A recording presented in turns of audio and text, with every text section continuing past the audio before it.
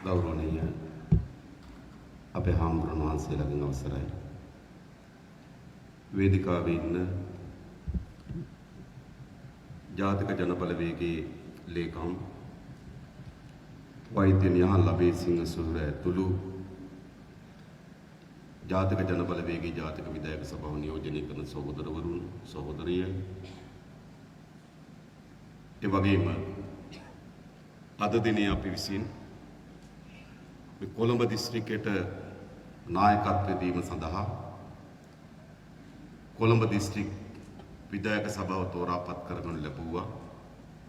එම විධායක සභාව නියෝජනය කරන සහෝදරයන් සහෝදරවරුන් ඒ වගේම මේ අවස්ථාවට සහභාගී වෙලා ඉන්න ආදරණීය අම්මලා තාත්තලා සහෝදර සහෝදරියන් ඔබ සියලු දෙනාගේම අවසරයි. අපි දන්නවා අද අපේ රට සහ ඒ වෙසෙන ජනතාව ඇයගේ ඉතිහාසයේ මුහුණ දී තිබෙන දැවැන්තම අර්බුදයකට සහ කඩා වැටීමකට මුහුණ දී තිබෙන මේ අවස්ථාවේදී තමයි අපි මේ කොළඹ දිස්ත්‍රික්කයට නායකත්වය ලබා දීම සඳහා අපේ දිස්ත්‍රික් සභාව නම් කරගනු ලැබුණේ. මම හිතනවා මේ දිස්ත්‍රික් සභාව නියෝජනය කරන සහෝදරවරුන්ට සහෝදරයන්ට විශාල කාර්යභාරයක් පැවරෙනවා. මේ කොළඹ දිස්ත්‍රික්කේ මැතිවරණ කොට්ටාස 15ක් තිබෙනවා. විවිධ සංස්කෘතීන්ට අදාළ ජන කොට්ටාසයන් ගණනාවක් ජීවත් වෙනවා. වතු ආශ්‍රිත ජනතාව සිට කුරුඳුවත්තේ විසෙන ජනතාව, ඒ වගේම අවිස්සාවෙල්ල හෝමාගම, එවැනි පිටිසර ජනතාව, මේ ආදී විවිධ ජන ප්‍රජාවන් නියෝජනය කරන දිස්ත්‍රික්කයක් කොළඹ දිස්ත්‍රික්කය. මේ දිස්ත්‍රික්කයට නායකත්වය ලබා දීමේදී විශාල කාර්යභාරයක් මෙම දිස්ත්‍රික් සභාව වෙත පැවරෙනවා.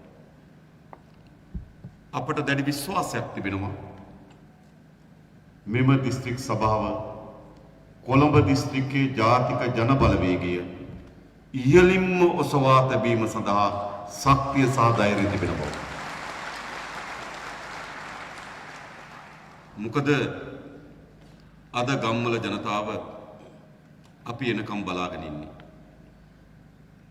බොහෝ අය අපිට කතා කරලා කියන්නේ සහෝදරය අපේ ගමට එන්න.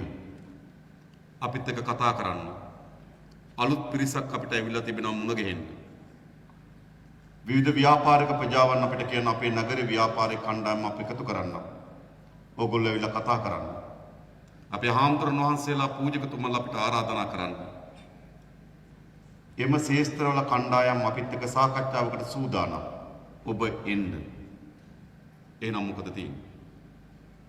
මේ කොළඹ දිස්ත්‍රික්කයේ ජාතික ජන බලවේගය ඉහළින්ම ඔසවා තබන්න නම් මේ සහෝදරවරු සහ සහෝදරියන් ඒ කාර්යභාරය මැනවින් ඉටු කරන්න ඕන. අපි කාලයක් මේ දේශපාලනයෙන් නිරත වෙමින් තිබෙනවා. අපේ ජීවිතෙන් වැඩි පංගුවක් අපි මේ දේශපාලනයට වැය කරමින් තිබෙනවා. අපේ කාලේ වැඩි පංගුවක් අපි මේ දේශපාලනයට වැය කරමින් තිබෙනවා. හැබැයි ඒ හැම කවරදාටත් වඩා වැඩියෙන් අද අපි වැඩ කරනවා. මොකද කොළඹ දිස්ත්‍රික්කයේ තමයි අපේ රටේ දේශපාලනය හැමදාම හැරවුම් ලක්ෂ්‍ය නිර්මාණය කරන්නේ. ඉතින් කොළඹ දිස්ත්‍රික්කෙන් රට දෙන සංඥාව, කොළඹ දිස්ත්‍රික්කෙන් රටට පෙන්වන මඟ පෙන්වීම තමයි ජයග්‍රහයි දිසාවකට මේ රට හරවන්නේ. ඒ නිසා මේ දිස්ත්‍රික් විධායක සභාවට විශාල කාර්යභාරයක් පැවරෙනවා. මේ රට නිවැරදි දෙස හැරවීමේදී ඔබට පැවරී තිබෙන කාර්යභාරය විශාලයි. අපිට දැඩි විශ්වාසයක් තිබෙනවා ඒ කාර්යභාරය ඔබට ඉතා හොඳින් කරන්න පුළුවන්. ඒ වගේම අපි ඔබට ශක්තිය හා ධෛර්යය ප්‍රාර්ථනා කරනවා ඒ කාර්යය ජයග්‍රහණයෙන් කෙලවර කරන්න හැකියාව ලැබේවා කියලා. ඒ වගේම මෙම කාර්ය මොවුන්ට පමණක් තනිව කළ හැකි දෙයක් නොවේ. මොකද මෙතෙන්ට එක්රැස් වෙලා ඉන්න ඔබ එම කාර්ය පංගුකරුවන් කොටස්කරුවන් බවට පත් වෙන්නේ නැත්නම් විධායක සභාවට හයිය තිබුණට දැක්ම තිබුණට උවමනාවට තිබුණට පමණක් ඒක ජයග්‍රහණය කරන්න බෑ. ඒ ජයග්‍රහණ කිරීම සඳහා ඔබ වෙත පැවරෙන කාර්යභාරයේද විශාල කාර්යභාරයක් මම ඔබට ආරාධනා කරනවා. මෙය ස්වේච්ඡාවෙන් අපි හැමදෙනා විසින්ම පවරාගත් කාර්යභාරයක්. අන්නේ කාර්යභාරය ඒ සහාය මේ විධායක සභාවට ලබා දෙන්න. ඒ මොකද තව දුරටත් අපේ රට කවර හෝ ප්‍රමාදයකින් විය හැකි වන්නේ විශාල අනතුරකට ගමන් කිරීම. කවර හෝ කල්ගත කිරීමකින් සිදුවන්නේ අපේ රටේ ජනතාව තවත් ව්‍යසනයට ගමන් කිරීම. කවර හෝ අතපසුවීමකින් සිදුවිය හැකි වන්නේ අපේ මාතෘ භූමිය තවදුරටත් අතුරු අන්තරාකාරී තත්ත්වයකට පත්වීම.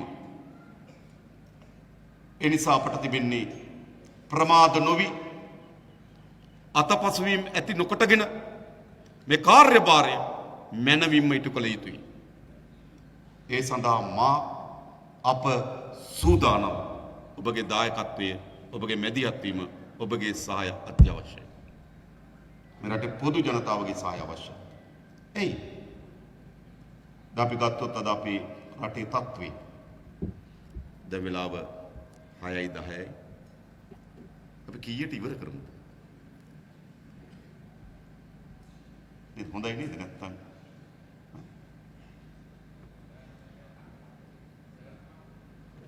ඔයා නම් කියේ ගෙදර ගිහලා උයන්නේ නැහැ නේ ඔයා. නේද කොළොන්නාවේ රංජි. ඔව්. ඒ නිසා මම හිතන්නේ අපි උපරිම 7 වෙනකොට අවසන් කරගමු. හොඳයි? නේද? 7ට කලින් අපි අවසන් කරමු. හොඳයි නේද? හරි අපි දන්නවා දැන් වෙලාව.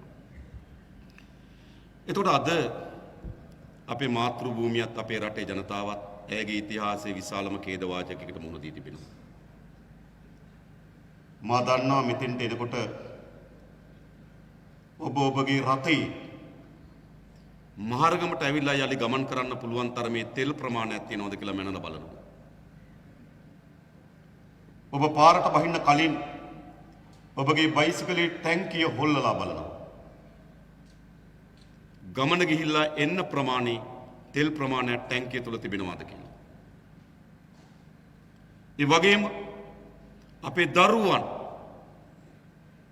Tamanට නිසි පෝෂණ තත්ත්වයක් නොමැති වීම හේතු කොටගෙන හූල්ලමින් ඉන්නවා.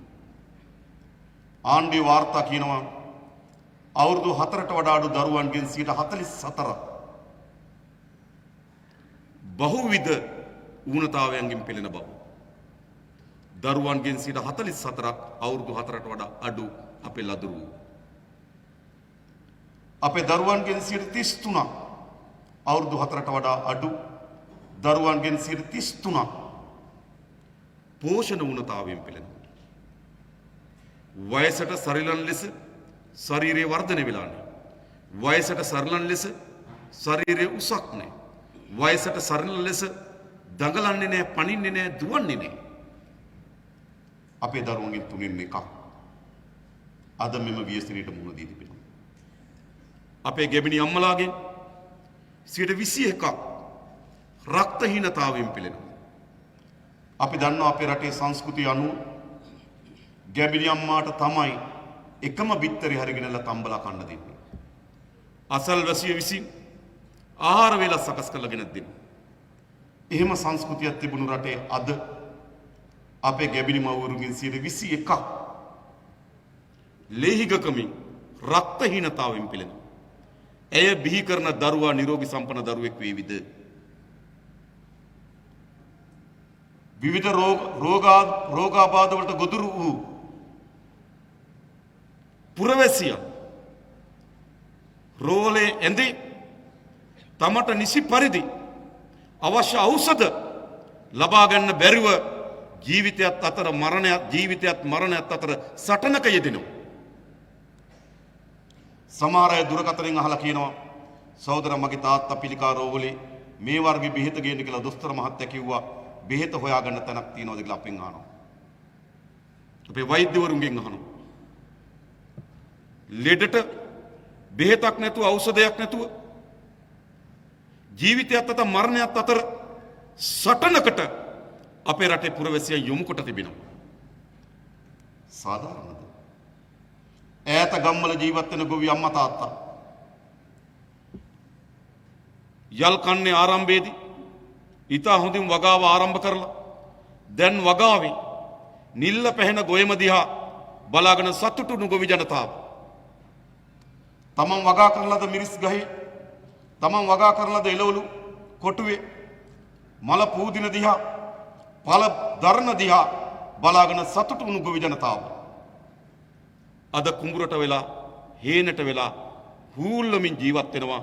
නිසි පරිදි යෙදුම් ටිකක් කවද ලැබෙයිද ගොවිතැන සාරවත් කරගන්න පුළුවන් වේවිද කියලා.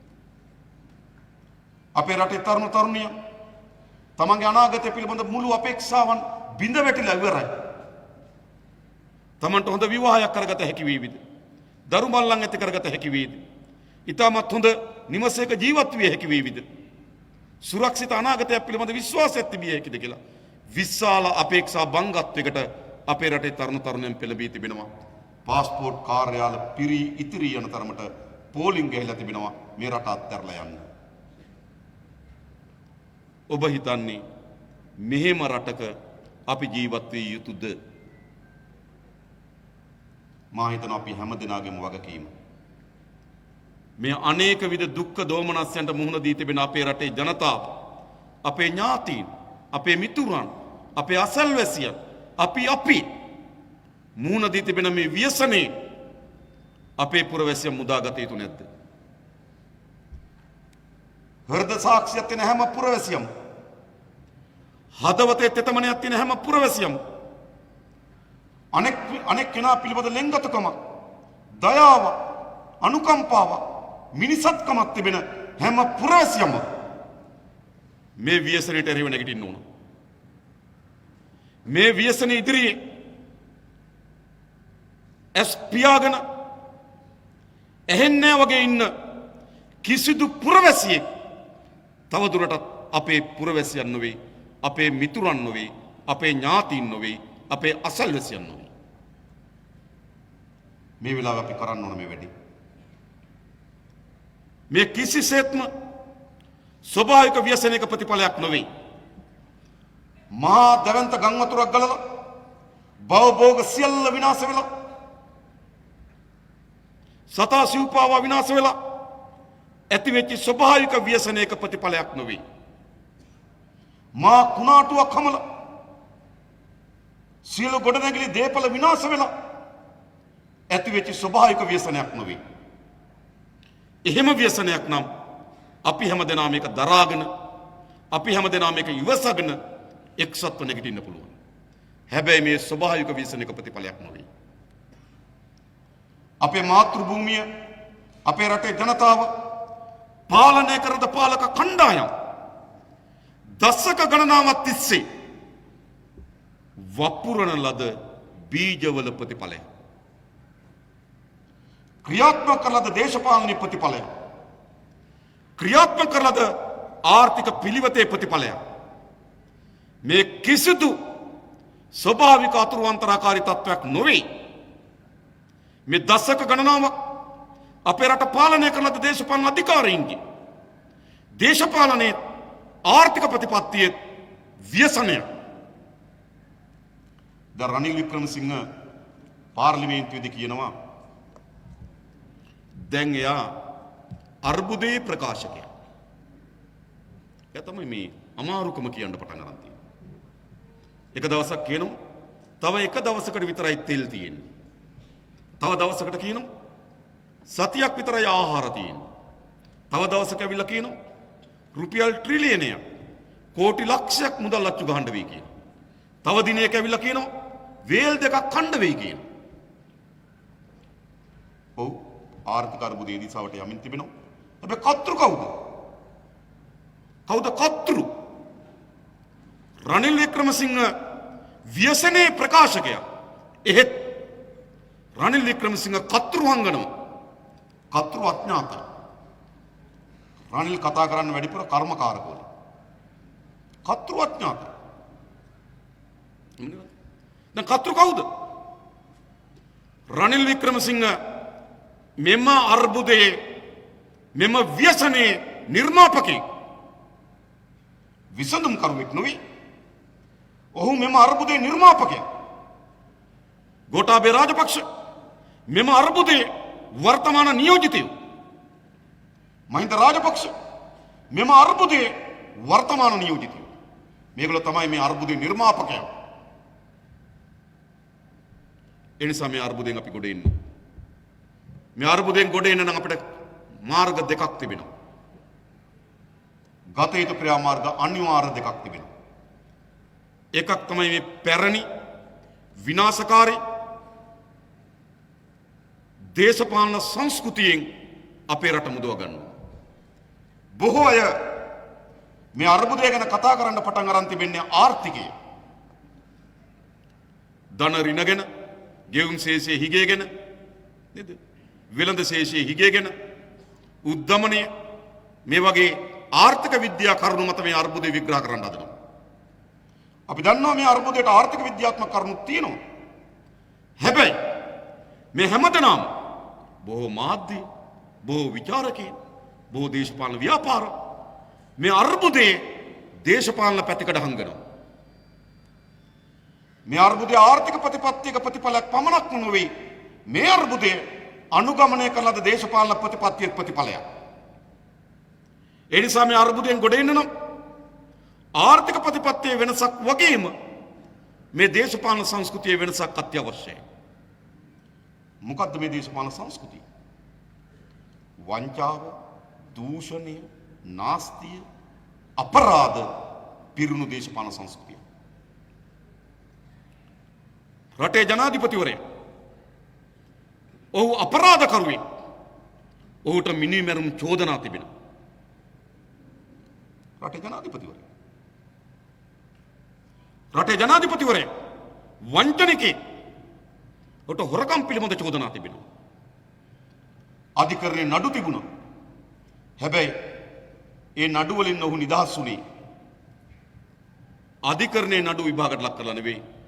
ඔහු ජනාධිපති වුණාට පස්සේ ජනාධිපති මුක්තිය උපයෝගී කරගෙන. ඔහුගේ නීතිඥ මහතුරු අධිකරණයට ගිහිල්ලා කිව්වා දැන් ගෝඨාභය ජනාධිපතිට විරුද්ධව නඩු ගෙනියන්න බෑ කියලා. එහෙනම් අදත් ඔහු චූදිතේ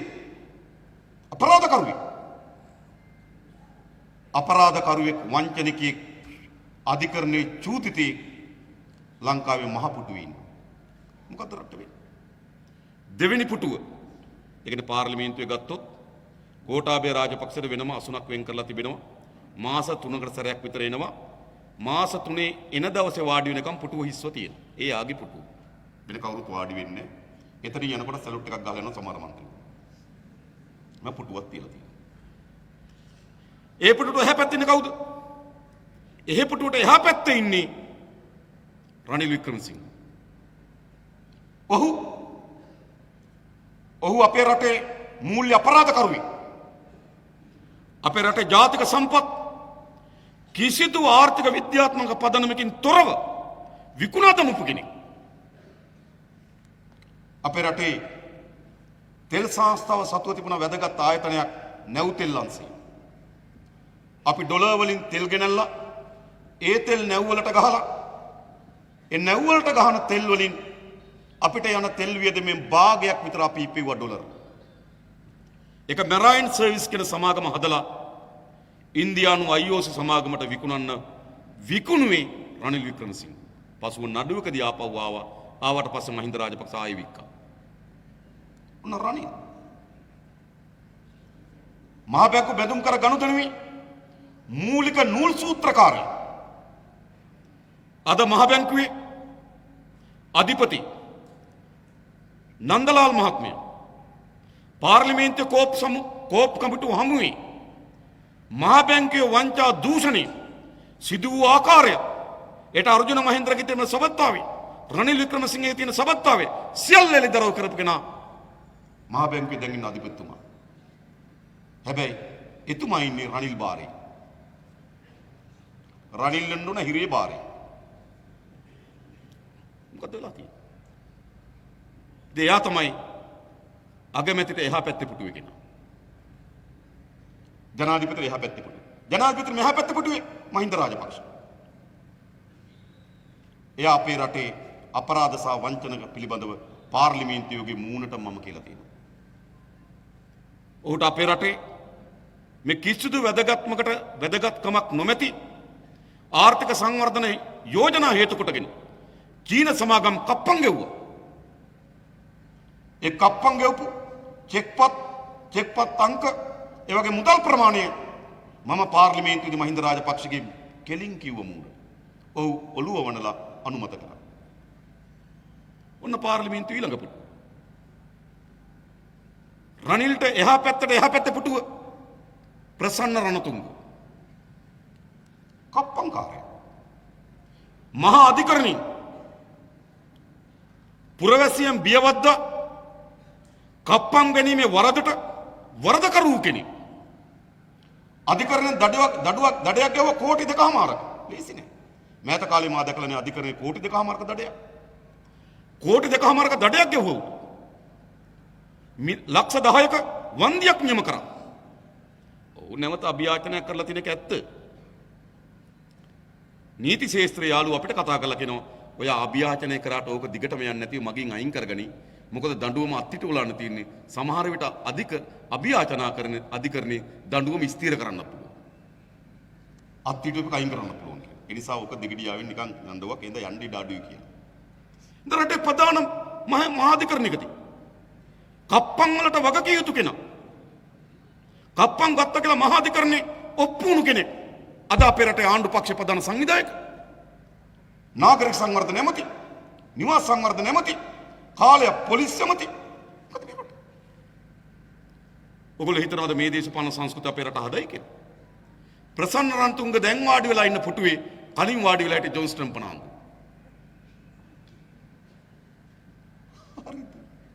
ඉතින් මේ රට හදනවද? තව කියන්න ඕන පේලියෙන් පේලි. නේද ඊළඟ SB දැන් ඒ පුටුවේ නෑ. නේද? මේ බයලා. එනිසා මොකද මේ සිදුවී තිබෙන්නේ? රටක් මහා මංකොල්ල කරුවන් විසින් අත්පත් කරගෙන තිබෙනවා. පුරවැසියන් ඒ ඉවසාව දාරගෙන ජීවත් වෙන තත්වයක් නිර්මාණය වී තිබෙනවා. මෙන්න මේ දේශපාලන සංස්කෘතිය අපේ රටේ මේ අර්බුදය නිර්මාණය කරන්න ප්‍රධාන හේතුවක්. පෞගේ කාලේ අපේ රට ඇති කරලාද ඉදිකිරීම විශාල ප්‍රමාණයක් කිසිදු ටෙන්ඩර් කැඳවීමකින් තොරව තමන්ගේ යාළු මිත්‍රයන් සඳහා යටින් දීපු හම්බන්තොට වරාය ටෙන්ඩර් කැඳවීමකින් තොරව ලබා දීපු ව්‍යාපෘතිය. මත්තල ගුවන්තොටුපොළ ටෙන්ඩර් කැඳවීමකින් තොරව ලබා දීපු ව්‍යාපෘතිය. පෝර්ට් සිටිය ටෙන්ඩර් කැඳවීමකින් තොරව ලබා දී යුතු ව්‍යාපෘතිය. නොරොච්චල බලාගාරේ ටෙන්ඩරෙන් ආපු කෙනාට නැතුව වෙන කෙනෙකුට දීපු ව්‍යාපෘතිය. නෙළුම් කුළුණ ටෙන්ඩර් කැඳවීමකින් තොරව කරන ලද ව්‍යාපෘතිය. සූර්ය පිට්ටනිය ටෙන්ඩර් කැඳවීමකින් තොරව කරන ලද ව්‍යාපෘතිය. හම්බන්තොට සම්මන්ත්‍රණ ශාලාව ටෙන්ඩර් කැඳවීමකින් තොරව කරන ලද ව්‍යාපෘතිය. සමහර ඉදිකිරීම් සමාගම් තිබුණා හම්බන්තොට උදේට නැගිටලා යාට ඕන පාර හදනවා. පාර හදලා හදොත් පාරට අනුමැතිය ගන්නවා. ටෙන්ඩර් නේ හදන්න ඕන කියලා අනුමැතියක් නැහැ. ඉංජිනේරු ඇවිල්ලා ඉන්නවා. ඩෝසර් ටිකක් ගෙදර තියෙනවා. සේවක ටිකක් ඉන්නවා. මේ පාර හදමු කියලා හදනවා. හදලා පස්සේ සල්ලි ගන්නවා. කොහොමයි මේ රට පාලනය කරන්නේ? ඒ නිසා මේ දේශපාලන සංස්කෘතිය අපේ රටේ මේ ආර්ථික අර්බුදය මේ ඇති වී තිබෙන කඩාවැටීමේ ප්‍රධානතම බලවේගයේ අවස්ථාව. ඒ විතරක් නෙවෙයි. මේ දේශපාලන නීතියට යටත් නේ. මේ දේශපාලකයන් නීතියට වඩා උටින්. එනිසා බලන්න නීතියට යටත් නොවන දේශපාලනයක් තිබෙනවා. මෙම රටක් යන්න පුළුවන්. එනිසා මේ රට ගොඩනැගීමේදී මේ ඇති වී තිබෙන අර්බුදයෙන් අපි උඩට එනවා නම් පළමු වෙනස තමයි අපි විසින් සිදු කළ යුතුයි කුමක්ද? අපි විසින් සිදු කළ යුතුයි මේ දේශපාලන සංස්කෘතිය වෙනුවට නව යහපත් දේශපාලන සංස්කෘතියක් අපේ රට අවශ්‍යයි. අපේ රට අවශ්‍යයි. ඔබ කවුරු හරි විශ්වාස කරනවද? ඔබගේ නායකත්වය, ඔබගේ පාලනය, ඔබගේ ආණ්ඩුව මෙවැනි වංචාව, දූෂණය, නාස්තිය, අපරාධ, නීතියට යටත් නොවන දේශපාලනයක් මේ රට හදයිද? ඔබ හිතනවද කවුද? එහෙම හදන්නේ නැහැ. මේ රට හදන්න නම් මේ දීර්ඝ කාලයක් අපේ රට ගමන් කරමින් තිබෙන මේ දේශපාලන සංස්කෘතියෙන් මුදවා ගත යුතුයි. අන්න ඔවුන්ගේ දේශපාලනය සහ ජාතික ජනබලවේගයේ දේශපාලනය අතර වෙනස අපි මේක ගලව ගන්නවා. ඒ දේශපාලන කාර්ය අපි නිසි පරිදි ඉටු කරන බවට ඔබ අප ඔබට සහතිකයක් දෙන්න. ඒක වෙනස් කරන්න. මේ කිසිවෙක් මේ වේදිකාවේ ඉන්න කිසිවෙක් මෙතෙන්ට සහභාගී වෙන්න ඔබ කිසිවෙක් අපි දීර්ඝ කාලයක් විගණන දෙපාර්තමේන්තුවේ වැඩ කරපු ඉතාමත් කුතස්ත විගණනාධිපතිවරයා හැටියට මායා දුන්නේ මහත්මයා මෙතෙන්ට සහභාගී වෙලා ඉන්නේ කුමක් වෙනුවෙන්ද? කුමක් වෙනුවෙන්ද? අපේ විශාල ව්‍යාපාරවල යෙදෙන මේ ව්‍යාපාරික මහතුන් ක්‍රීඩකීන් වෘත්තීයවේදීන් මේ සහභාගී වෙලා ඉන්නේ කුමක් වෙනුවෙන්ද? අපි ඔබ ඔක්කොම එකම පොදු වමනාවක් තිබෙනවා අපිට. ඒ කිසිවක් නෙවෙයි මේ දේශපාලන සංස්කෘතියෙන් අපේ රට මුදවා ගත යුතුයි. මේක මෙහෙම යන්න බෑ. ඔබ ඒ පිළිබඳ අප කරේ විශ්වාසය තබලා තිබෙනවා. අපි ඔබට එම විශ්වාසය අබමල් රොණකින් හෝ හානි නොවෙන්න ඉඩ තබන බව නේද? හානි වෙන්න ඉඩ දෙන්නේ නැති බව මම ඔබට සාතික කරනවා. කිසිසේත්ම හානි වෙන්නේ ඔබ අප කරේ තිබෙන විශ්වාසය හැමදාමත් අපි සුරකිනවා. පසුගිය මැතිවරණයේදී අපිට කුඩා ඡන්ද ප්‍රමාණයක් ලැබුණේ. හැබැයි අදත් අපිට ඡන්ද දීප ඡන්දදායකයාට කට ඇරලා කියන්න පුළුවන් මම ඡන්දේ පාවිච්චි කරේ ජාතික ජනබලවේගයට කියලා. ඒයි අපි එම වටිනාකම ඔබගේ ඡන්දේ වටිනාකම ඔබ අප කරේ තිබෙන විශ්වාසය ඒ ගරුත්වය අපි ආරක්ෂා කරනවා. එහෙම දේශපාලනයක් අපේ රටට උන්. ඡන්දේ දීලා ඡන්දේ දුන්නේ කාටද කියලා නේද? ඇඹරි කියන්න වෙන දේශපාලනයක් වැඩක් තියෙනවා. ඡන්දේ දෙනවා අවුරුද්දක් දෙකක් යනකොට ඡන්දේ දුන්නේ කාටද කියලා කියන්න බැරි වෙන තත්ත්වයක්. හැබැයි අපි ඔබට හදනවා මේ රටේ. අපි ඔක්කොම එකතු වෙලා හදමු ආණ්ඩුවක්. ඒ ආණ්ඩුව ගොඩනැගීම සඳහා ඔබ දක්වන සෑම දායකත්වයක්ම ඔබට කවදාවත් කම්පා නොවෙන කවදාවත් පසුතැවි නොවෙන දේශපාලන සංස්කෘතියක් අපි මේ රටේ හදනවා. අපි කිසිවෙකුට මහජනයාගේ මුදල් සතයක් හොරකම් කිරීමේ නාස්ති කිරීමේ තමන්ගේ සුඛ විහරණ වෙන යෙදීමේ කිසිදු වමනාවක් තියෙන මිනිස්සු නෙවෙයි. අපි මහා ධනවතුනුත් නෙවෙයි. ඒක හරි. එහෙත් අපිට මහජනයාගේ ධනය ඒක නිකන් අපිට සාංගික දීපලක් වගේ අපි හඳුන්වනවා. අපිට සාංගික දීපලක් වගේ. එහෙම අපි ආරක්ෂා කරන මහජනයාගේ ධනය.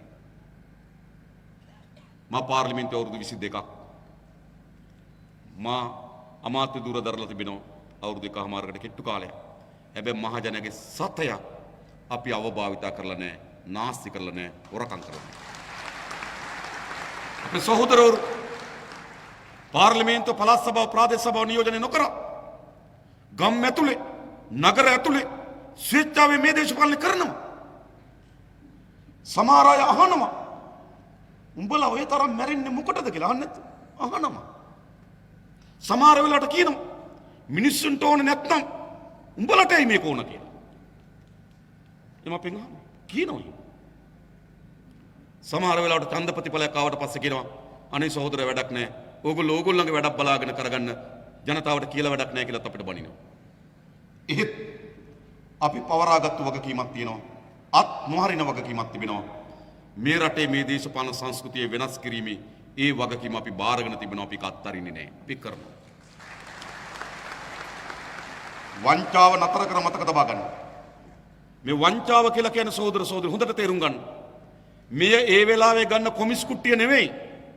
ඒ වංචාව විසින් ඇති කරන ලද ව්‍යාපෘති දීර්ඝ කාලයක් අපිට අහිතකර ප්‍රතිඵල ගෙනත් දෙනවා.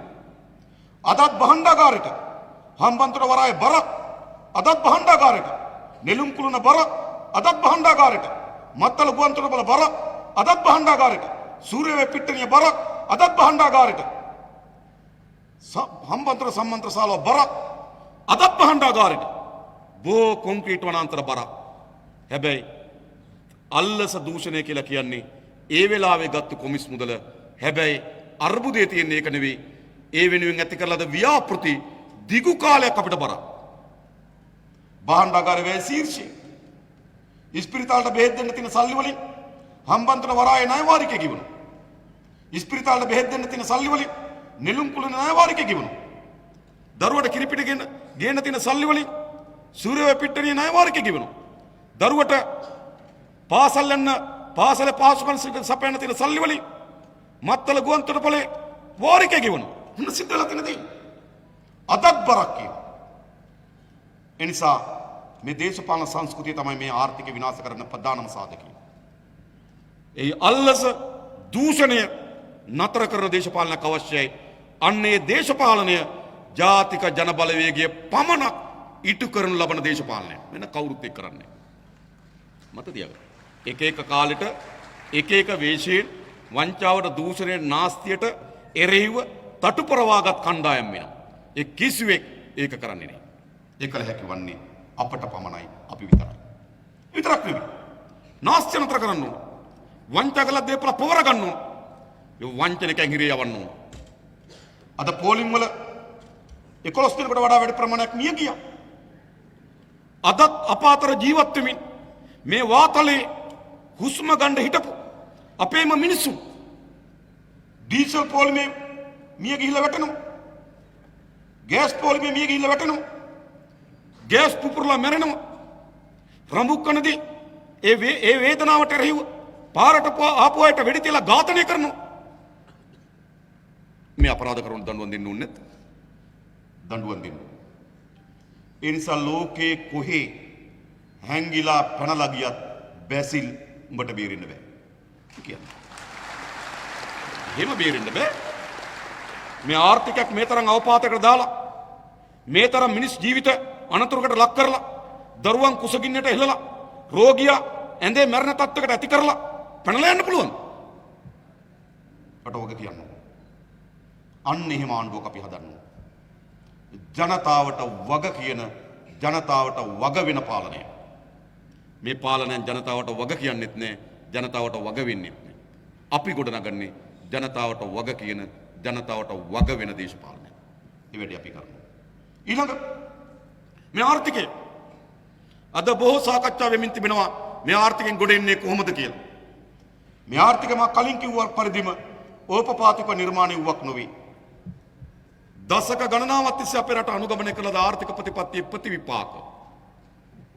සරලව ගත්තොත් අපි දන්නවා ලෝකයේ තවදුරටත් හුදකලාව ලෝකයේ අපි කාටවත් ජීවත් වෙන්න බෑ.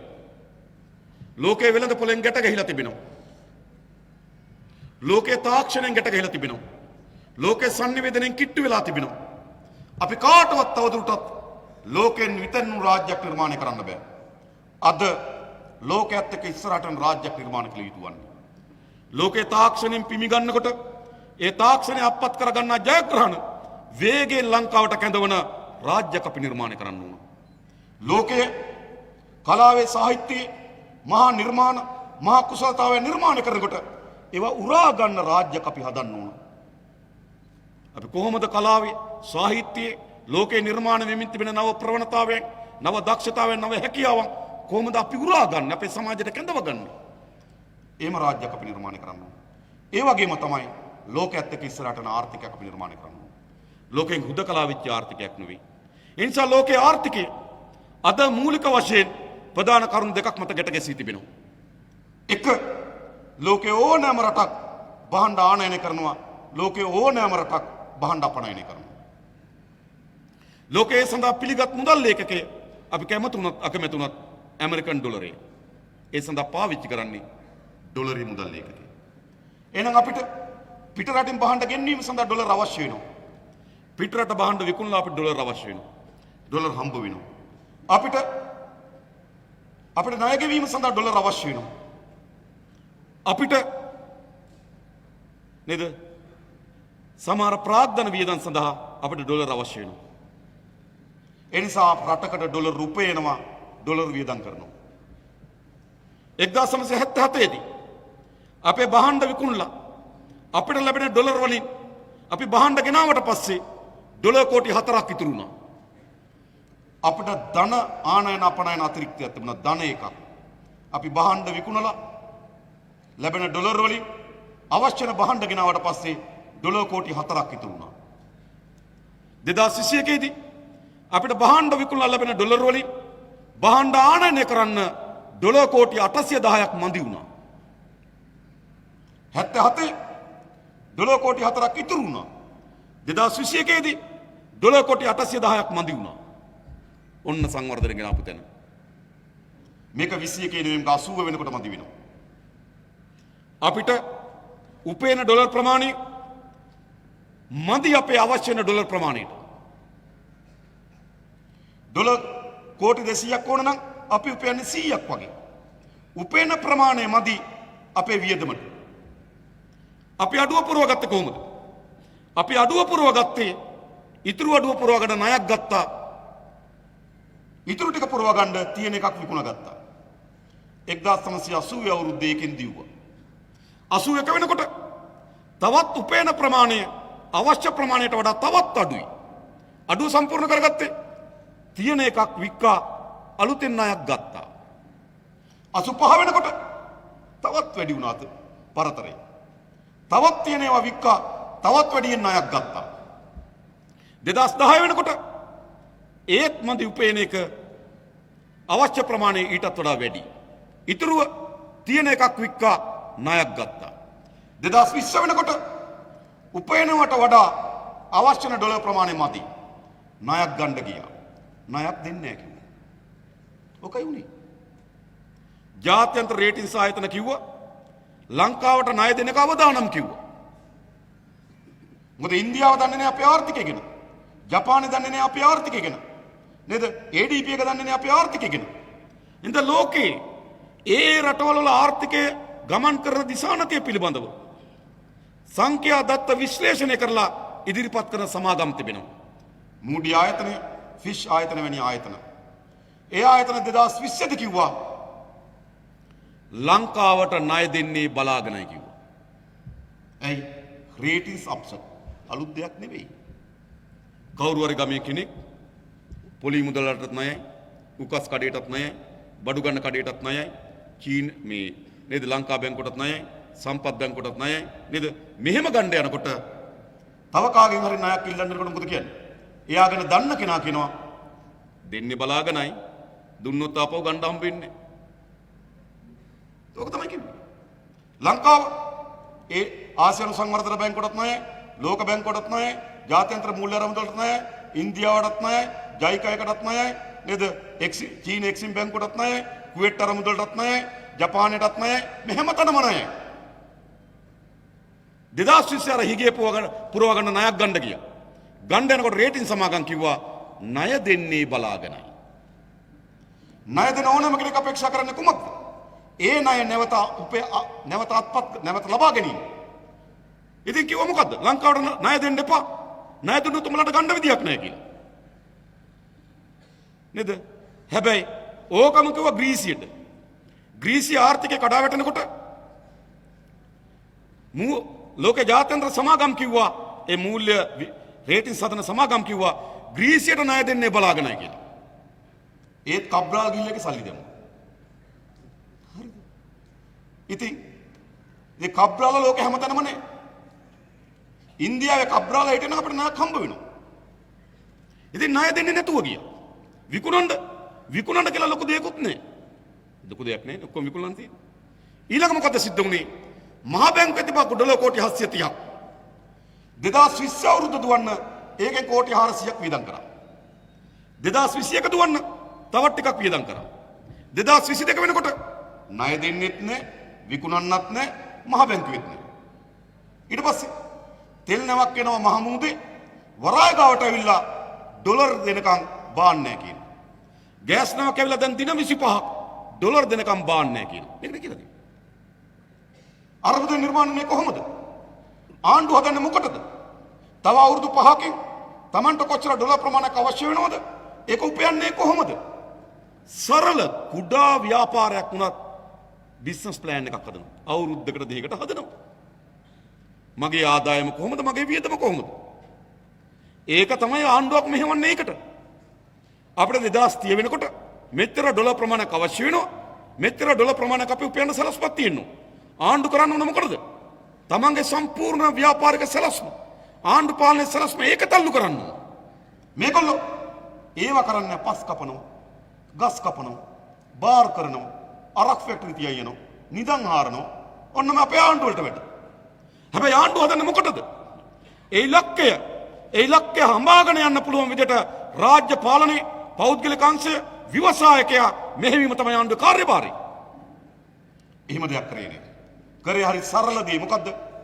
අවුරුද්දේ හිගයක් එනවා, ණයක් ගන්නවා, විකුණනවා, බේර ගන්නවා.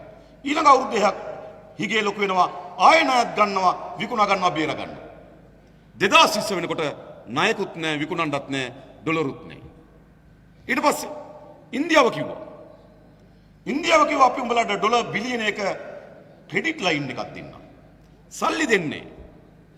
මොකක්ද ඒකෙන් කියන්නේ? ඩොලර් බිලියන ක්‍රෙඩිට් ලයින් එකක් දුන්නා. තව මිලියන 500ක ක්‍රෙඩිට් ලයින් එකක් දුන්නා. තෙල් ගේන්න. ඒ කියන්නේ මොකද්ද? ඉන්දියාවේ රිලයන්ස් සමාගම අපිට තෙල් නැවක් එවනවා. එව්වහම ඉන්දියාව රිලයන්ස් සමාගමට ඩොලර් දෙනවා. අපිට ණයක් තියනවා කියලා දානවා. අපිට ඩොලර් අතට දෙන්නේ බැංකුවට එවන්නේ නැහැ හොඳේ. එව්වහම මොනව කරයිද දන්නේ. හතර අතේ වැටිලා ඉන්නේ. ඒ නිසා මොකද කරන්නේ ඉන්දියාවේ? රුපියල් මිලියන 10ක ක්‍රෙඩිට් ලයින් මිලියන 10ක ක්‍රෙඩිට් ලයින් එකක් දුන්නා. ඉන්දියාවෙන් අපිට පරිප්පු වෙනවා ඉන්දියාවේ මුදලාලි. එවනකොට ඉන්දියාවේ ආණ්ඩුව පරිප්පු මුදලාලට ඩොලර් ගෙවනවා. අපිට ශ්‍රී ලංකා ආණ්ඩුවට මෙච්චරක් ණය ශ්‍රී ලංකා ආණ්ඩුව මෙච්චරක් ණය කියලා ගිණුම් ගත කරනවා. හරිද? ඒ කියන්නේ අපිට ඩොලර් දෙන්නත් බයයි. එහෙනම් ඉන්දියාව කරන්නේ ඒගොල්ලෝ බඩු එවනවා. නේද? බඩු එවන අයට ඒගොල්ලෝ සල්ලි දෙනවා. අපිට ණය බැරක් හැටියට දානවා. මුත්‍රින්. ඉතින් මෙතෙන් ආර්ථිකය ආවා. දැන් කට්ටිය හිතන මොකද්ද? මේ ආර්ථික අර්බුදයෙන් ගොඩ ගන්න පුළුවන් රනිල් වික්‍රමසිංහ කෙනෙක්ලා කියලා. කල්පනා කරන්නේ මොකද්ද? හිරවුනේ කොතනද? ණයක් දෙන්නේ විකුණා ගන්න බෑ. ඉතින් කල්පනා කරනවා රනිල් වික්‍රමසිංහ සුද්ධෝ අඳුරනවා. ඒ නිසා ණයක් ගන්න පුළුවන් අපි. සුද්ධෝ ඇඳුරුවට ණය දෙන්නේ නැහැ. හරිද? ණය දෙන්නේ රටවල්. අපි එක වෙලාවක ඉන්දියාවෙන් ඇහුවා. ඔයගොල්ලෝ ලංකාවට කොහොමද ණය ප්‍රතිපාදන සලසන්නේ? ඒගොල්ලෝ එකයි කිව්වේ. අපි දෙන්නේ ඉන්දියානු ජනතාවගේ සල්ලි. අපිට සහතිකයක් තියෙන්න ඕනේ ඒ සල්ලි ආපහු ලැබෙන බව. එහෙම සහතිකයක් නැතුව අපි සල්ලි දුන්නොත් ඉන්දියානු ජනතාව අපේ ආණ්ඩුව ගෙදර යවනවා. ඒකත් හරි. උඹලා මේ කඩාවැටෙන රටකට සල්ලි දීලා අපේ සල්ලි නැතුණා කියලා. නිසා එහෙම දෙන්නේ නැහැ. යාළුකම් වලට ණය දෙන්නේ නැහැ. ඒකට ඕන රනිල් වික්‍රමසිංහ සුද්දේ පොකට් මනි කීයක් හරි දෙයි. මේකෙන් ඔයා කියලා නේ. එහෙම නතු දෙන්නේ. එහෙනම් මොකක්ද ඕනකම තිබෙන්නේ? ආර්ථිකය යලි විශ්වාසවන්තදායක මාවතක් නිර්මාණය කරන්න ඕන. අන්න ඒතකොට තමයි ණයක් ගත හැකි වන්නේ. එයි මොකද විශ්වාසවන්තදායක මාවත? එයාට ඒ ණය නැවත ලැබෙන බවට සාතිකය. කවුද සල්ලි දෙන්නේ ලැබෙන්නේ නැතු? ඒවා දෙන්නේ ආධාර. අර දෙන්නේ තමිල්නාඩුවේ තේ කඩේක තේ බොන අයගෙන් කීයක් හරි එකතු කරලා එවනවා ආධාර. එයා ඒක අපේක්ෂා කරන්නේ නේ. තමිල්නාඩුවේ දැරිවියක් තමන්ගේ කැටේ තියෙන සල්ලි ටික කඩලා ලංකාවට එවනවා ආහාර ටිකක් ගන්න කියලා. ඒ ආධාර. ණය දෙන්නේ. ණය දෙන හැම කෙනාම අපේක්ෂා කරන්නේ මොකද්ද? යලි නැවත ඒ ණය ලබා ගැනීම. එහෙනම් මොකද කරන්න ඕනකම තිබෙන්නේ? ආර්ථිකයේ දේශපාලනයේ විශ්වාසවන්ත දායක තත්ත්වයක් නිර්මාණය කරන්න ඕන. එහෙම ණයක් ගන්න නම්. ඒක රනිල්ට කෙරෙන්නේ නෑ මතක තියාගන්න. සමහර අය හිතනවා නැමක ජාත්‍යන්තර මූල්‍ය අරමුදල ගොඩ ගනී කියලා. ඉතින් ග්‍රීසිය ජාත්‍යන්තර මූල්‍ය අරමුදල ගොඩ ගන්න ගියානේ. ග්‍රීසිය පළවෙනි ආණ්ඩුවට 2010න් පස්සේ ජාත්‍යන්තර මූල්‍ය අරමුදලෙන් ණය ප්‍රදානයක් ඒ කියන්නේ මේ ආර්ථිකය ගොඩ ගැනීමේ සලස්මක් එක ණය ප්‍රදානයක් දුන්නා. ඒක ක්‍රියාත්මක කරන්න ගියා ග්‍රීසිය ආණ්ඩුව වැටුණා. ඊළඟ අවුරුද්ද තව ආණ්ඩුවක් ආවා. ඒ ආණ්ඩුවට ජාත්‍යන්තර මූල්‍ය අරමුදලෙන් තව ණය පැකේජ් එකක් දුන්නා යෝජනාවලියක්. ඒක ක්‍රියාත්මක කරන්න ගියා. ඒ ආණ්ඩුවත් වැටුණා. ඊළඟ තුන්වෙනි ආණ්ඩුව ආවා. තුන්වෙනි ආණ්ඩුවත් ජාත්‍යන්තර මූල්‍ය අරමුදලෙන් දීපු සහන පැකේජයත් ඒ වගේම ආර්ථික සලස්මත් ක්‍රියාත්මක කරන්න යන්න කලින් ග්‍රීසිය ආණ්ඩුව ඇහුවා. මොකද දෙකක් වැටුණානේ. එනිසා ඒ ආණ්ඩුව ඇහුවා අපි මේක ක්‍රියාත්මක කරන්න ජනතාවගෙන් අනුමැතිය ගන්න කියලා. ජනමත විචාරණයක් තිබ්බා. ජනතාව කිව්වා IMF එකෙන් ගන්න එපා කියලා. ග්‍රීසිය උනේ ඒකයි. පළවෙනි පාර ගත්ත ආණ්ඩුව වැටුණා. දෙවෙනි පාර ගත්ත ආණ්ඩුව වැටුණා. තුන්වෙනි පාර ආණ්ඩුව නේද ගන්න කලින් ජනමත විචාරණයක් තිබ්බා. ඒ ආණ්ඩුවට ටික කාලෙකින් වැටුණා. හරි. ඉතින් ලෝකෙ මොකක්ද අවශ්‍ය වෙයි තිබෙන්නේ? අවශ්‍ය වෙයි තිබෙන විශ්වාසවන්ත දායක ආර්ථික සහ දේශපාලන වෙනස්කමක් අපේ රට ඕන. ඒ ආර්ථික සහ දේශපාලන වෙනස්කම නැතුව මේ අරබුදෙන් ගොඩ එන්න බෑ. ඊළඟ රනිල් වික්‍රමසිංහ අපේක්ෂා කරන්නේ විකුණන්න. මොනව හරි විකුණාගෙන ගන්න පුළුවන්ද රනිල් නේද? විකුණන්නටම උපන් නෙමෙයි. ඔකනේ තියෙන්නේ. නේද? එයා එන්නේ කවද්ද ආපු දවස් විකුණන හොඳේ. 2001 ආවා ඉන්ෂුරන්ස් සමාගම වික්කා. IOC එකට තෙල් සංස්ථාව ගබඩ තෙල් පෙට්‍රල් සෙට් එක වික්කා. කොළොන්නාවේ මුතුරාජවලේ ගබඩා සංකීර්ණයේ තුනෙන් එකක් වික්කා IOC එකට. මැරයින් සර්විස් එක වික්කා රනිල් 2001 අවුරුදු 3ට. 2015 ආවා හම්බන්තොට වරාය වික්කා නේද? මත්වල විකුණන්න දාලා තිබ්බා නේද? දකුණු නැගෙනහිර ජැටිය විකුණන්න දාලා තිබ්බා. විකුණන්න කලින් වැටුණා. දැන් කල්පනා කරනවා රනිල් ගැනලා මොන හරි විකුණ ගන්න පුළුවන් වේද? ඔච්චරයි. නැවත හරි මේ අවුරුද්දේ විකුණලා ඩොලර් ටිකක් අරගෙන. හැබැයි නැවත මේ අර්බුදේ එනවා. මේ අර්බුදෙන් තීරණාත්මක වෙනස් වෙන්න නම් අපි නව ආර්ථික උපාය මාර්ගයට අපේ රට පරිවර්තනය කළ යුතුයි. එක මේ ශනික අර්බුදේ කොහොමද ගොඩ එන්න ඕන? ඉස්සරලා විශ්වාසවන්ත දේශපාලන සහ ආර්ථික පසුබිමක් නිර්මාණය කරන්න ඕන. ඒක තමයි බේස් එක. එහෙම නැතුව රටේ ලොකුම ධනපතිය ගැනලා හදන්න පුළුවන්ද? කට්ටිය හිතන්න ලංකාවේ රටේ ලොකුම ධනපතිය ආපුවම එයාගේ තියෙන සල්ලි වියදම් කරා කියලා. එයා ඒවා වියදම් කරන්නේ නැහැ. මේ කට්ටිය හිතන්නේ තමන්ගේ තියෙන ඒවා වියදම් කරන්නේ නෙමෙයි මේ ඉන්නේ උදේ. ඇවිල්ලා තියෙනවා මෙයා. එයා ගාව තියෙන සල්ලි වියදම් කරා. ඒකට එනව නෙමෙයි මේ. මොකක්ද ඕනකම තිබෙන්නේ? විශ්වාසවන්ත දායක ආර්ථික දේශපාලන ස්ථාවරයක් රට ඕන. දැන් මේ ආර්ථික සහ දේශපාලන ස්ථාවරය කවුද විශ්වාස කරන්නේ? මේ දේශපාලන ස්ථාවරය විශ්වාස කරනද කවුරු? මේක කවුරුත් විශ්වාස කරන්නේ නැහැ. ගෝඨාභය රාජපක්ෂ කියලා කියන්නේ රටම එකතු වෙලා ගෙදර යන්න කියන කෙනා ජනාධිපති. රටම එකතු වෙලා කෙසේ වෙතත් කොළඹ එකතු වෙලා ගෙදර යවපු කෙනා අගමැති. මාර වැඩක්. රටක ජනාධිපතිට රටේම මිනිස්සු යන්න කියනවා. රටේ අගමැති පාර්ලිමේන්තු ඡන්දෙ මන්ත්‍රීකමක්වත් ගන්න බැරුව. તો එයා රටේ නේද? රටේ අගමැති රටේ ජනාධිපති. කවුද විශ්වාස කරන්නේ? එහෙම නැත්නම් මොකද කරන්නේ? කැබිනට් පුටු මාරු කරනවා. මුදල් අමාත්‍යවරු පුටු මාරු කරනවා. පහුගිය කාලේ මුදල් අමාත්‍යවරු කී දෙනෙක් ඇතුණද? ගෝඨාභයගේ ආණ්ඩුවේ පළවෙනි මුදල් ඇමති මහින්ද. දෙවෙනි මුදල් ඇමති බැසිල්. තුන්වෙනි මුදල් ඇමති අලි සබ්රි. හතරවෙනි මුදල් ඇමති ගෝඨාභය. පස්වෙනි මුදල් ඇමති රනිල් වික්‍රමසිංහ. අවුරුදු දෙකමාරකට මුදල් ඇමතිවරු 5යි. කැබිනට් මණ්ඩල 3යි 4යි. මේ කවුද මේක විශ්වාස කරන්නේ? ඉස්සල මහචන්ද ජනාධිපති ඡන්ද දිනලා කැබිනට් මණ්ඩලය පත් කරා. ඊළඟ මහචන්ද දිනලා කැබිනට් මණ්ඩලය පත් කරා. ඊළඟ ඒකයින් කරා සුක්‍රිපටි ළඟ එකක් දැම්මා. ඊළඟ ඒකයින් කරලා දැන් එකක් දානවා. ඒකත් කෝට ක්‍රමයට දවසට දෙක ගානේ. දැන් හෙට ආයේ දෙකක් දෙයි මං හිතන්නේ. ඇමතිකම් දෙකක් හොඳ. කවුද විශ්වාස කරන්නේ? ඒ නිසා රට තුල දේශපාලන ස්ථාවරයක් අවශ්‍යයි මේකෙන් ගොඩ එන්න. රට තුල දේශපාලන ස්ථාවරයක් නිර්මාණය කළ හැකි වන්නේ වෙන කිසිවකින් නෙවෙයි ජනතාවට අවස්ථාවක් දෙන්න ඕන නව ජනවරමකින් නව ආණ්ඩුවක් හදන්න. ජනතාවට නව ජනවරමක් කරා නව ආණ්ඩුවක් හදන්න අවස්ථාවක් දුන්නා. අන්න එතකොට ජනතාව මොකද කරන්නේ? ඒ අලුත් ආණ්ඩුවට අවුරුද්දක එකමාරක කාලයක් දෙනවා. මේ රට ගොඩනගන්න කියලා බලාගෙන ඉන්න. නැත්තම් මේ රට ගොඩනැගීම පිළිබඳව විශ්වාසී. මේකේ මොන කැබිනට් මණ්ඩලෙ පත් කරත් මොන ඇමතිවරයා දුන්නා කවුරු අයින් වුණත් කවුරු පුටු මාරු වුණත් දැන් පාර්ලිමේන්තුව සංගීත පුටු තරඟේ වගේ. හරි. පාර්ලිමේන්තුව නිකන් අර නිකන් පොළවේ ගහපු පොල් මලක් වගේ විසිරලා තියෙනවා. අපි മന്ത്രിවරයෙක් එක්ක කතා කරන්න කලින් චුට්ටක් දාලා බලනවා කොයි පැත්තේද කියලා හොයන්න. හොයන්න බෑ. විපක්ෂින් ස්වාධීන වෙච්ච අය. ආණ්ඩුවේ ස්වාධීන වෙච්ච අය විපක්ෂින්. විපක්ෂ ස්වාධීන වෙච්ච අය ආණ්ඩුවේ ඉන්න. හරි. ආණ්ඩුවේ හිටපු අය විපක්ෂයේ ඉන්න. විපක්ෂයේ හිටපු අය ආණ්ඩුවේ ඉන්න. තනි മന്ത്രി අගමැති වෙලා ඉන්න. මම විකාරයක් ඒක. අර මේ පාර්ලිමේන්තුව ලංකා ඉතිහාසයේ විපක්ෂයක් තියෙනවා. විපක්ෂ පක්ෂ කීපයක් තියෙනවා. ඒ වගේ බලවේගයෙන් වෙනම තියෙනවා. ඊළඟ ආණ්ඩුවක් තියෙනවා. ඔකයි පාර්ලිමේන්තුව. අද කාත් එක්ක හරි කතා කරන්න කලින් එහෙම මෙන් දාලා බලන්න මොකක්ද දන්නේ රනිල් ගැනනේ. මිනිහා අප්සෙට් කීපයට වෙන මෑන් කෙනෙක්. බලමු ඉතින් මිනිහට අවස්ථාව දීලා එහෙනම් එයාගේ මෑන් කෙනෙක්. එහෙම තමයි හොයාගන්න වෙන්නේ. නැතු හොයාගන්න මේ පාර්ලිමේන්තුව. ඒ නිසා මේක මෙවැනි අර්බුදකාරී තත්වයකදී ස්ථාවරභාවය බලවේගයන්ගේ නිශ්චිත වෙනස් වීම ආණ්ඩුවක් පාලනයක් අවශ්‍යයි. මෙවැනි අර්බුද වෙලාවකදී හැබැයි මේ අර්බුද වෙලාවකදී අවශ්‍ය වෙන පාර්ලිමේන්තුවක් ලංකාවේ නේද? ඒ නිසා ඒකටත් තියෙන උත්තරේ තමයි නව ජනවරමක් කරා නව ආණ්ඩුවක් ගොඩනගා ගැනීම සඳහා ජනතාවට අවස්ථාව දිය යුතුයි. අන්න අපි ඒ වෙනුවෙන් සටන් කරන්න ඕන.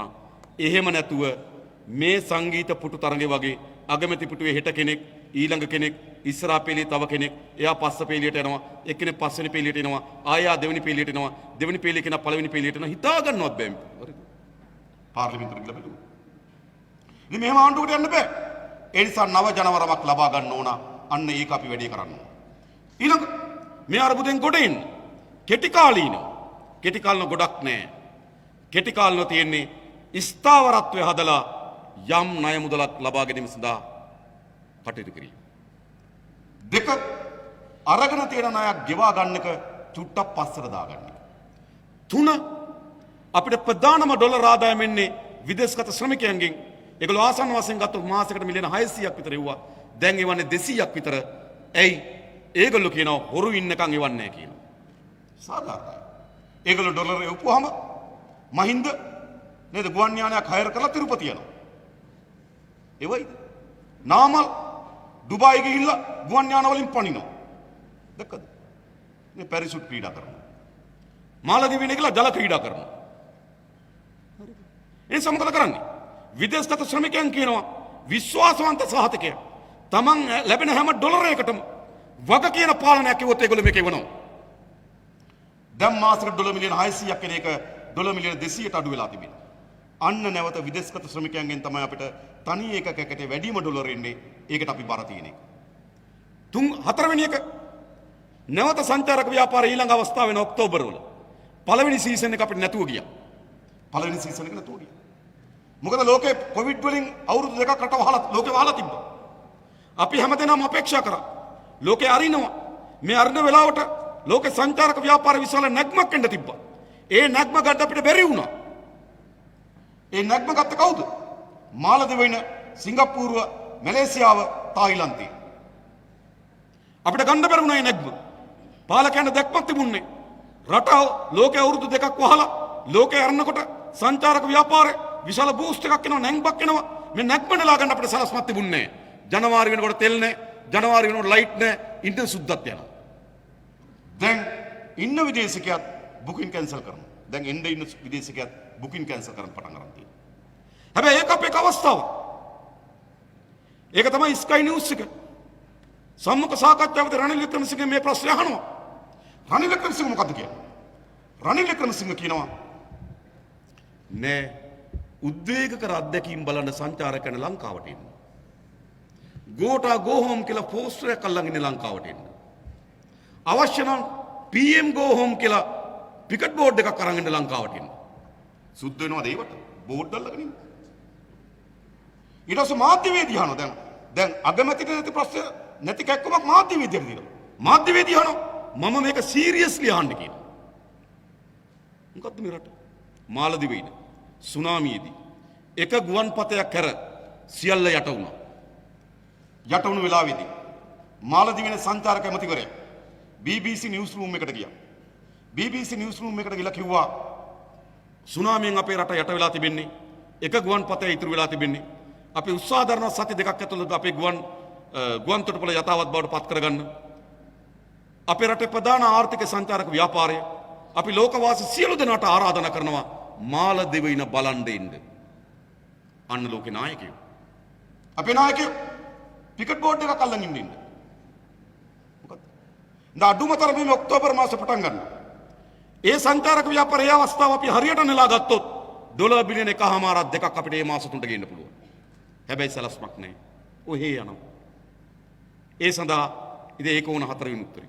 පස්වෙනි උත්තරේ අපි කැමති උනත් අකමැති උනත් අපේ පරිභෝජන රටාව වෙනස් කරගන්න ඕන. අපේ ආර්ථිකයට දරන්න බැරි ජීවන රටාවකට දැන් අපි හුරු වෙලා තියෙන අපේ පොදු ජනතාව. පොදු ජනතාව නෙවෙයි එක ජනතාව. අධි පරිභෝජනයක් තිබෙනවා. මේ පරිභෝජන රටාව යම් කිසිමා කිරීමකට එන්නම වෙනවා. එක මහාචාර්යවරයෙක් මේ ළඟදී කිව්වා මම අහගෙන එතුමා කියන මේ අර්බුදයෙන් ගොඩ එන්න නම් අපේ ආනයන වියදම් අපනයන ආදායමට ගලප්පන්න වී කියලා. මම ඇහුවා දැන් ලංකාවේ මේ ආණ්ඩුව පත් කළ තියෙන ආර්ථික කමිටුවේ ප්‍රධානී මහත්මගේ මම දුරකථනයෙන් කතා කරලා ඇහුවා මොකද්ද ඔබතුමාට මේ ආර්ථිකය ගැන තියෙන අදහස කියලා. එතුමා කිව්වා මේක කන්දක් උඩ ඉඳන් වේගයෙන් කඩා වැටෙමින් තිබෙනවා. අපි හොයමින් ඉන්නේ කොතනින් නතර වෙයිද කියලා. නතර වෙන තැනක් හොයාගන්න බැහැ තරමේ කඩා වැටෙමින් තියෙනවා කියලා එතුමා කිව්වා. ඒ නිසා කිව්වා එතුමාට උදාහරණයක් හිටිපා. අවිස්සාවෙල් ඉඳන් රෝයල් යන ළමයා අවිස්සාවෙල් ඉස්කෝලේකට යවන්න වෙයි කිව්වා. ලොකු කාර් එකකින් යන කෙනා පොඩි බයිසිකලයකට යටත් වෙන්න කිව්වා. ඒ කියන්නේ පරිභෝජන රටාවේ විශාල අනුතුරුදායක තත්ත්වයකට අපි මුහුණ දෙනවා. මේකෙන් ගොඩ එන්න නම් අපේ පරිභෝජන රටාවේ වෙනසක් කරගත යුතුයි. ග්‍රීසිය කඩා වැටෙන වෙලාවේ ග්‍රීසිය විශාල මැදපාන්තයේ ග්‍රීසිය දාලා ගියා. විශාල ඇතැන්ස් නගරේ පාළු වුණා.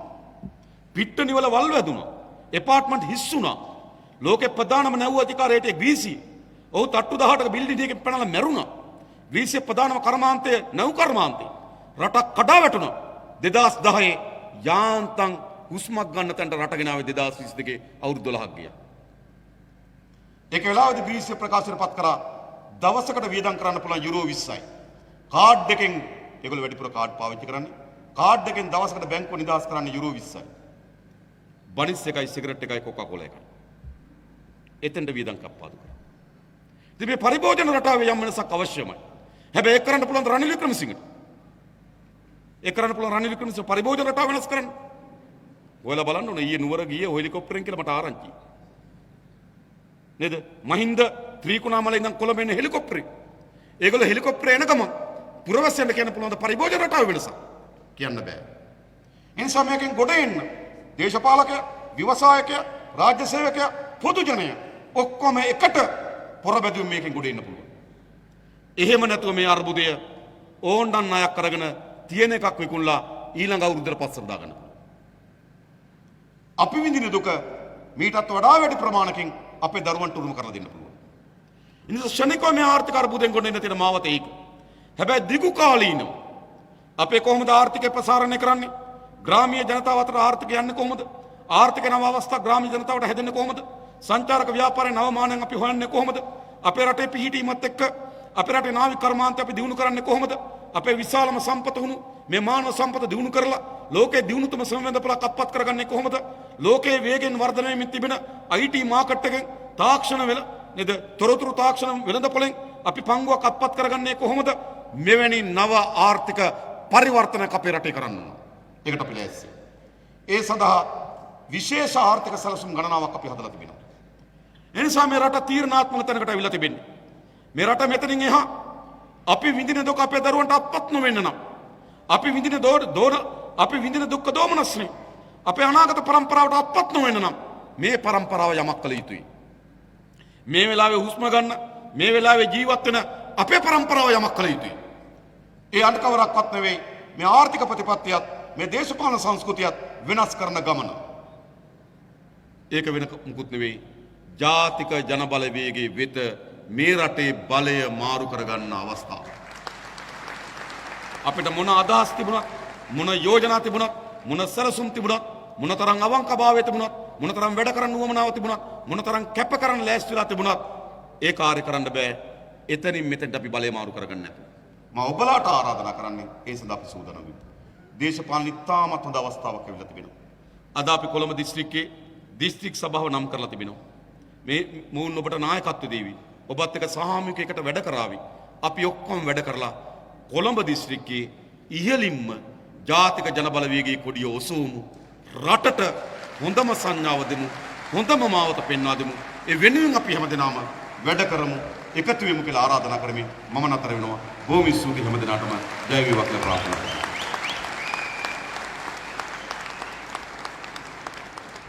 බොහොම ස්තුතියි අනුර සහෝදරයා.